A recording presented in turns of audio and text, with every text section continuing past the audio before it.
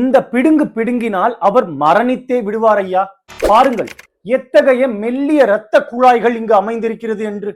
இந்த இரத்த குழாய்கள் யாவும் மூளைக்கு செல்பவை. ஒருவர் வேக்சின் செய்கிறேன் என்று பிடுங்கும் போது இவை சேதமடைந்து விடலாம்.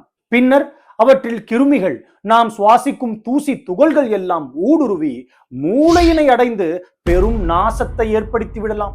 இதனால் தான் இந்த மூக்கு பகுதி உடலின் டேஞ்சர் ட்ரையாங்கிள் என அழைக்கப்படுகிறது.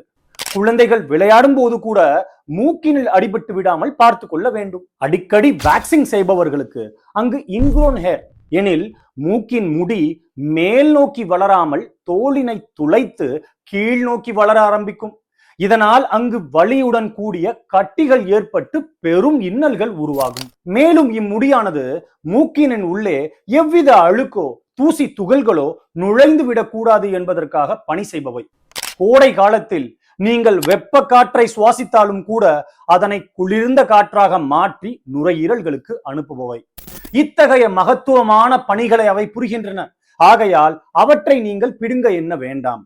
இல்லை, எனக்கு அதிகமாக வளர்கிறது என்று நீங்கள் எண்ணினால் மட்டும் இதற்கு என்று பிரத்யேகமாக இருக்கும் ட்ரிம்மர் கொண்டு கவனமாக அம்முடியினை திருத்திக் கொள்ளுங்கள். நன்றி.